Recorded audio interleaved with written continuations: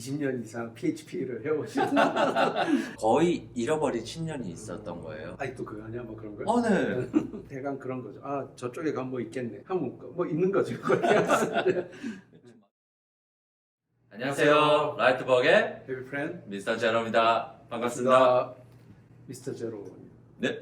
유튜브에서 영상을 하나 봤는데 네. 그 제목이 Most Popular Backend Framework 2012년에서 2019년이었어요. 근데 저 이거 보고 약간 좀 놀랐거든요. 어떤 부분이? 왜냐하면은 제가 이렇게 주변에서 그냥 듣던 이야기랑 많이 달랐어요. 맨날 나오는 말이 Is PHP dead?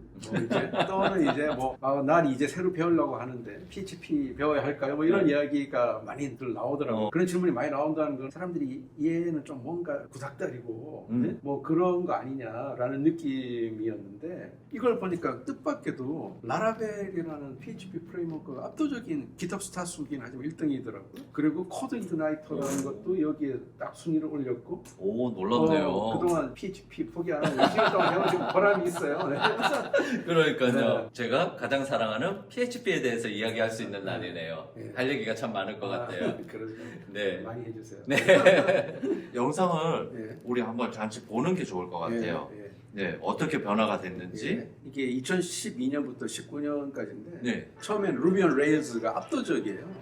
이게 2017년에도 루비 온 레일즈 1등이다가 네. 18년이 넘어오면서 라라벨이 이제 본격적으로 루비 온 레일스를 밀어내고 그게 되기 시작을 하죠. 그러면서 루비 온 레일스가 밑으로 이제 좀 많이 밀리고 저도 이제 보니까 너무 네. 신기하네요. 그 GitHub의 스타수 기준으로 네. 이제 데이터잖아요. 네. 전 세계 사람들 대다수 GitHub을 사용을 하겠지만 네. 또 안 하시는 분들도 네. 있고 헤비프렌님이나 이렇게 자바스크립트 진영, 네. 그러니까 뭐 리액트라든지 이쪽을 하시고 노드를 통해서 하시는 네. 분들은 전혀 또 그쪽 관련 커뮤니티나 그렇죠. 이쪽을 보다 보면 이쪽은 전혀 신경을 신경 안 안 쓰죠. 쓰죠. 이게 PHP 언어라는 것보다 이 프레임워크에 대한 거다 보니까 여기 보시면 코드 이그나이터라든지 코드 이그나이터를 쓰고 있어요. 네, 저는 이제 PHP를 코드 이그나이터로 쓰는데 뭐 심포니, 스트라피, 스트라피도 올라 그리고 스트라피도 하여튼 요새 급속하게 뜨고 있죠. 네, 뭐 네스트 제이스도 있고 네. 스프링도 여전히 네, 건재하고 네, 스프링 건재하고요. 이렇게 PHP에 대해서 관심을 가져주셔서 유저로서 너무 감사한 말씀을 드리겠습니다. 예.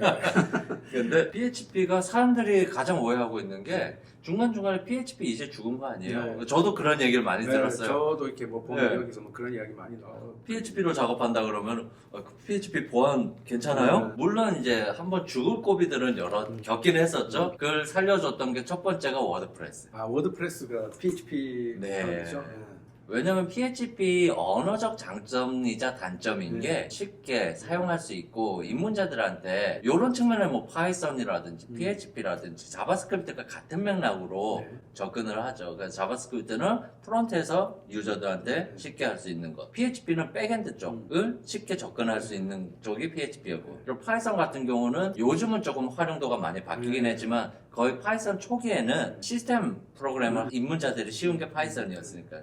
이런 맥락이었는데 워드프레스 CMS 툴을 기본적으로 제공을 해주지만 사용자들한테 옵티마이즈 혹은 커스터마이징을 할 수 있게 하려면 어떤 언어를 해야 될까를 고민을 많이 했었을 거예요. 그런데 그런 툴에 플러그인이나 확장할 수 있게 해줘야 되는데 그 당시의 선택지는 자바, JSP죠. 이쪽이나 .NET인데 이쪽은 그렇게 설계를 하기가 힘들었을 거예요. 그 당시는 네, 왜냐면 사용자들한테 너네 우리가 CMS 이렇게 줄 테니까 여기다가 뭐 너네 코드 조금 넣으면은 플러그인들 만들 수 있어. 그러니까 ASP로 그런 기능을 만든다? 힘들었을 거예요. 근데 뭐 단넷은 공짜가 아니라는 것도 그렇죠. 그것도 공짜가 있어요. 아닌 것도 네. 중요하죠. 제가 유추할 건데 PHP로 해야지만 사용자들이 설치도 쉽고 아까 말씀하신 라이센스 문제도 없고 워드프레스가 딱 나오고 나서 이주익 스타일로 만드는 사이트들은 워드프레스를 쓰다 보니 PHP의 접근성이 단순하게 쉬워서 접근뿐만 아니라 워드프레스 때문에 접근하는 것도 많이 있을 거예요. 이왕이면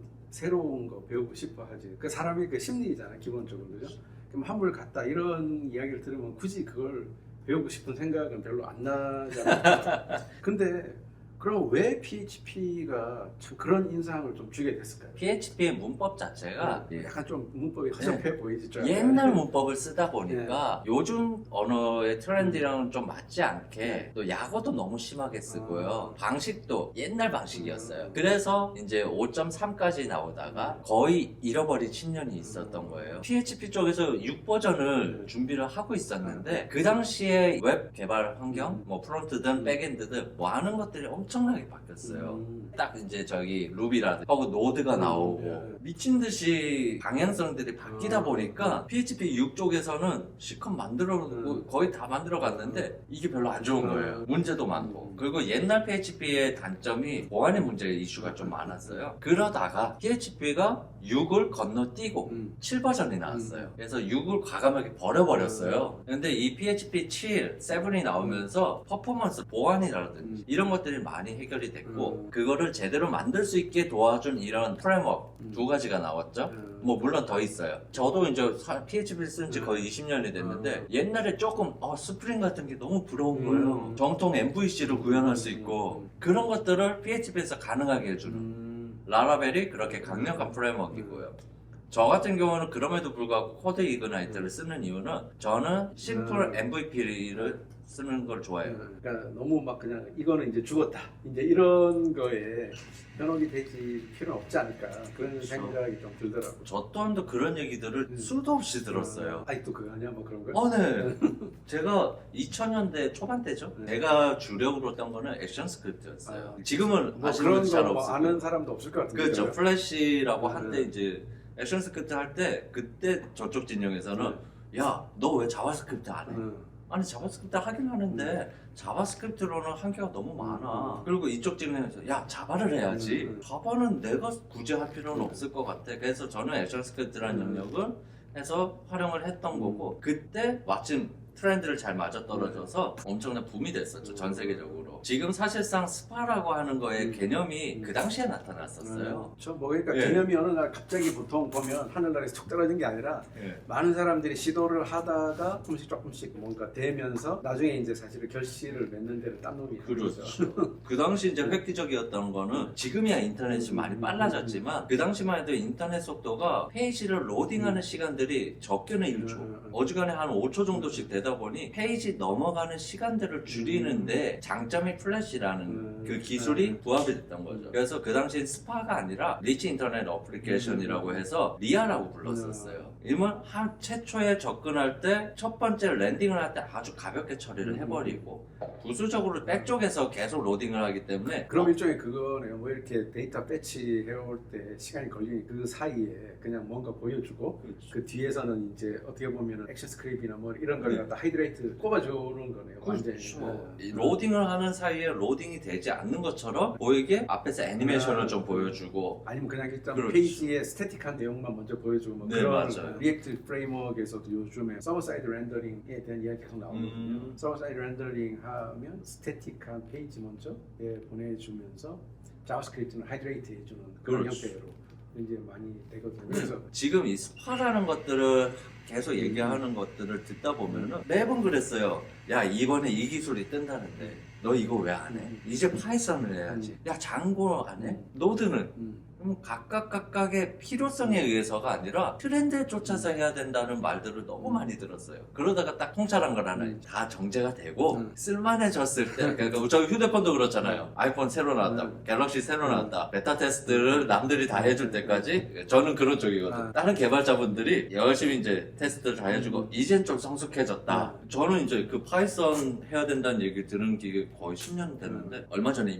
뭐 정말 필요할 때 입문을 그렇죠. 하셨다는 거죠. 파이썬을 왜냐면 파이썬을 저는 백엔드로 쓸 필요도 없고 프론트엔드로 쓸 필요도 없고 각각 제 쓰는 기술이 있으니 이번에는 크롤링을 하라는데 크롤링을 하려니까 파이썬만 한 게 없는 거예요. 앞으로도 PHP는 죽을 수가 없는 환경이에요. 그래요. 절대 죽을 수 없는 이유 하나가 아직까지도 저희 npm이라든지 파이썬이라든지 이렇게 해서 개발하기 위한 환경 설정을 해야 되잖아요. 이게 어색한 입문자들은 많을 거예요. npm이 뭐야? 그 터미널로 해서 설치를 하고 GitHub이 뭐야? 이런 입문자들한테 가장 친한 친구가 될 수밖에 없는 게 전 PHP라고 봐요. 그렇기 때문에 PHP는 죽을 일이 없을 거고 PHP 7이랑 라라벨이랑 만나면은 웬만한 엔터프라이즈들도 처리를 할 수 있기 때문에 선택을 안 할 이유도 없다. 정작 따지고 보면은 엄청 어마어마한 걸 만들 일이 잘 없어요. 그렇죠.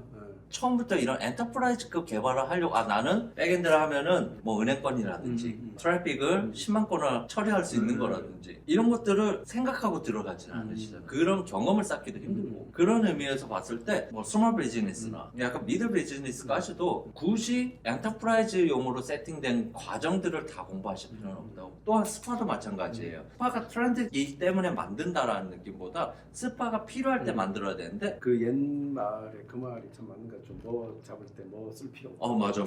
해보니까 뭘 해도 하나를 가지고 약간 끝장을 낸다는 기분으로 들어가 보는 게 중요한 것 같아요. 그렇지. 그래야지 다음에 딴 걸 하더라도 프레임워크라는 게 사실 언어가 가지는 특징이나 제약 때문에 기본적으로 뭘 하나 만들려면 없으면 안 되는 거잖아요. 그렇죠. 하나의 정통을 하면 다른 걸 넘어갔어도 대강 그런 거죠. 아 저쪽에 가면 뭐 있겠네 하면 뭐 있는 거죠. 그렇죠. 말 그대로 프레임워크는 신봉적으로 막 쫓아야 될 대상이 아니라 우리의 작업을 편하게 해주는 작업 환경을 제공해 주는 것이지 그게 전부는 아니니까 더 나아가서 자기만의 노하우나 이런 것들을 하려면 말씀하신 대로 좀 끝장 본다라는 측면을 좀 많이 파보시는 게 좋기도 하겠네요. 오늘 20년 이상 PHP를 해오신 뭐 달인 고수분한테 그렇죠. 저는 앞으로도 PHP는 계속 쓸 거고요. 노드도 쓰고 파이썬도 하고 이러지만 그냥 백엔드로 RESTful API를 간단하게 구축하는 프로젝트 같은 경우는 PHP 안 한 게 저한테는 없는 것 같아요. 다음에도 개발과 관련한 거 다양한 주제들의 이야기를 가지고 다시 수다를 떨러 올 테니까요. 좋아요랑 구독 많이들 부탁드리고요. 감사합니다.